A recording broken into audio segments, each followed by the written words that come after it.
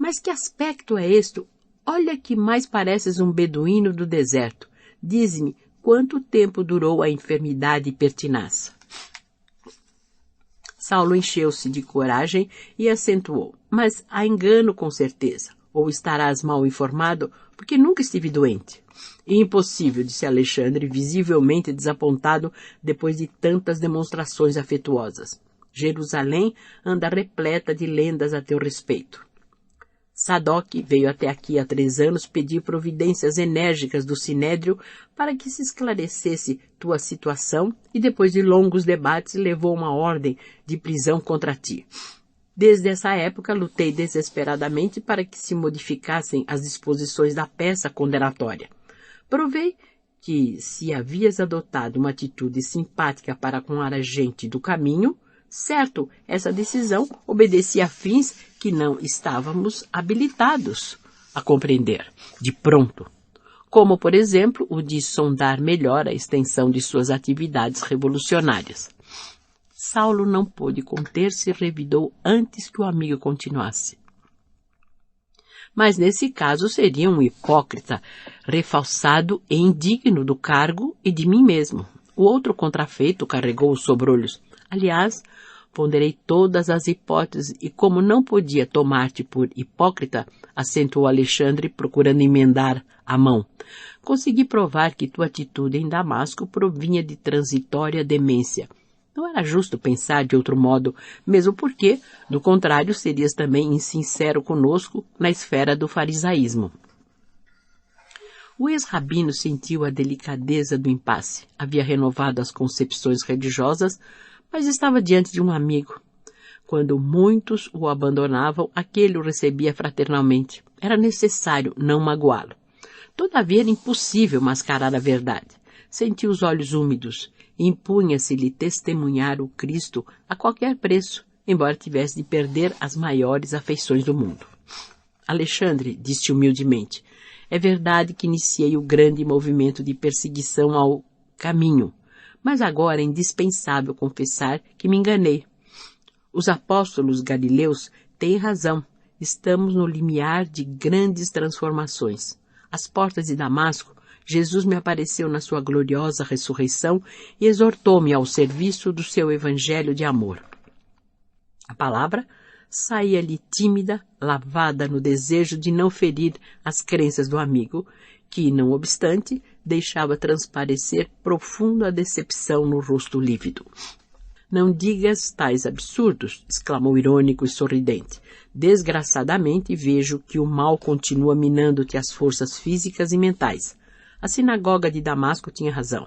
Se não te conhecesse da infância, dar-te-ia agora o título de blasfemo e desertor. O moço tarcense, não obstante a energia viril, estava desapontado. Aliás, prosseguiu o outro, assumindo ares de protetor, desde o início de tua viagem não concordei com o mísero cortejo que levavas. Jonas e Demétrio são quase boçais, e Jacó vive de caduquices. Com semelhante companhia, qualquer perturbação da tua parte haveria de acarretar grandes desastres morais para a nossa posição.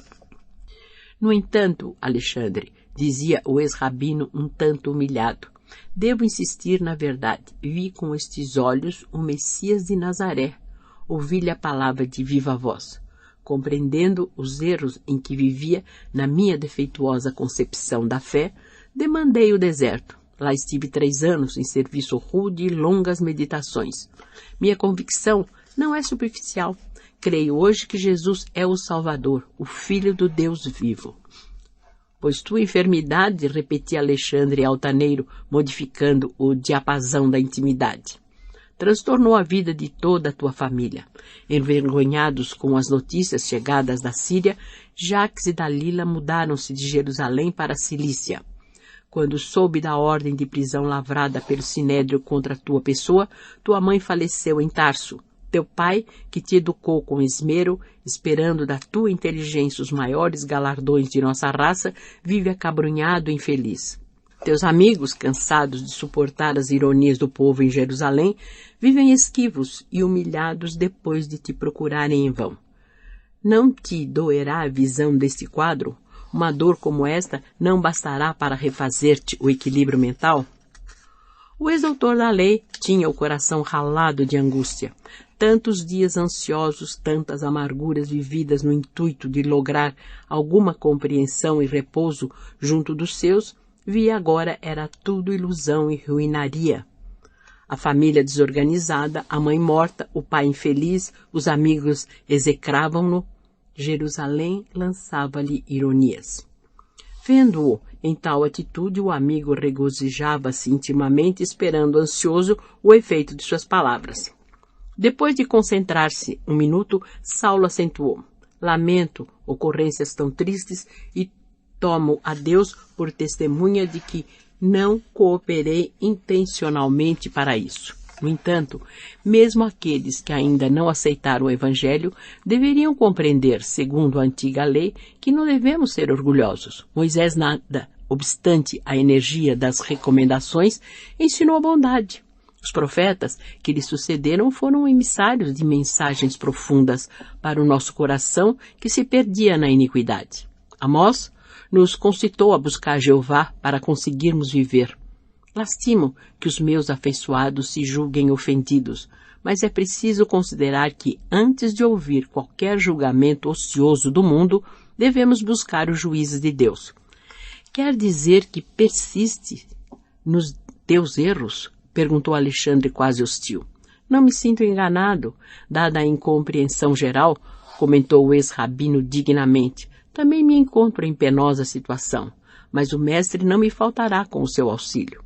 Lembro-me dele e experimento grande conforto. Os afetos da família e a consideração dos amigos eram, no mundo, minha única riqueza. Contudo, encontrei nas anotações de Levi o caso de um moço rico que me ensina a proceder nesta hora. Nota: Mateus, capítulo 19, versículos 16 a 23. Desde a infância procurei cumprir rigorosamente meus deveres, mas se é preciso lançar mão da riqueza que me resta para alcançar a iluminação de Jesus, renunciarei à própria estima deste mundo. Alexandre pareceu comover-se com o tom melancólico das últimas palavras. Saulo dava a impressão de que alguém que estivesse prestes a chorar. Estás fundamente transtornado, objetou Alexandre. Só um demente poderia proceder assim. Gamaliel não era um louco e aceitou Jesus como o Messias prometido, acrescentou o ex-doutor, invocando a venerável memória do grande rabino. Não creio, disse o outro com um ar superior. Saulo baixou a fronte silencioso, grande a humilhação daquela hora. Depois de havido como demente, era tido como um mentiroso. Apesar disso, no auge da perplexidade, considerou que o amigo não estava em condições de compreendê-lo integralmente. Refletia na situação embaraçosa quando Alexandre voltou a dizer: infelizmente, preciso convencer-me do estado precário do teu cérebro. Por enquanto, poderás ficar em Jerusalém à vontade, mas será justo não multiplicar o escândalo da tua enfermidade com falsos panegíricos do carpinteiro de Nazaré. A decisão do Sinédrio, que consegui com tantos sacrifícios, poderia modificar-se. Quanto ao mais, terminava como a despedi-lo, sabes que continuo as tuas ordens para uma retificação definitiva de atitudes, a qualquer tempo. Saulo compreendeu a advertência, não era preciso dilatar a entrevista. O amigo expulsava-o com boas maneiras. Em 2 minutos, achou-se novamente na via pública. Era quase meio-dia, um dia quente. Sentiu sede e fome. Consultou a bolsa, estava quase vazia. Um resto do que recebera das mãos generosas do irmão de Gamaliel, ao deixar Palmira definitivamente. Procurou a pensão mais modesta de uma das zonas mais pobres da cidade. Em seguida, a frugal refeição e antes que caísse as sombras cariciosas da tarde, encaminhou-se esperançado para o velho casarão reformado onde Simão Pedro e companheiros desenvolviam toda a atividade em prol da causa de Jesus. No trajeto, recordou-se de quando fora ouvir Estevão em companhia de Sadoc. Como tudo, agora se passava inversamente. O crítico de outrora voltava para ser criticado. O juiz, transformado em réu, mergulhava o coração em singulares ansiedades. Como o receberiam na igreja do caminho? Parou à frente da habitação humilde. Pensava em Estevão, mergulhado no passado, de alma opressa, ante os colegas do Sinédrio, entestando as autoridades do judaísmo. Outra era a sua atitude. Conhecia-lhes as fraquezas peculiares, passara também pelas máscaras farisaicas e podia aquilatar de seus erros clamorosos. No entanto, defrontando os apóstolos galileus, sagrada veneração se lhe impunha à consciência. Aqueles homens poderiam ser rudes e simples, podiam viver distanciados dos valores intelectuais da época, mas tinham sido os primeiros colaboradores de Jesus. Além disso, não poderia aproximar-se deles sem experimentar profundo remorso. Todos haviam sofrido vexames e humilhações por sua causa. Não fosse Gamaliel, talvez o próprio Pedro teria sido lapidado. Precisava consolidar as noções de humildade para manifestar seus desejos ardentes de cooperação sagrada com o Cristo. Em Damasco, lutara na sinagoga contra a hipocrisia de antigos companheiros. Em Jerusalém, enfrentara Alexandre com todo o desassombro. Entretanto, parecia-lhe que outra deveria ser sua atitude ali, onde tinha necessidade de renúncia para alcançar a reconciliação com aqueles a quem havia ferido. Assomado de profundas reflexões, bateu à porta quase trêmulo. Um dos auxiliares do serviço interno, de nome Prócoro, veio atender solicitamente. Irmão, disse o moço tarcense em tom humilde, podeis informar se Pedro está? Vou saber, respondeu o interpelado amistoso. Caso esteja, acrescentou Saulo, algo indeciso. Dizei-lhe que Saulo de Tarso deseja falar-lhe em nome de Jesus.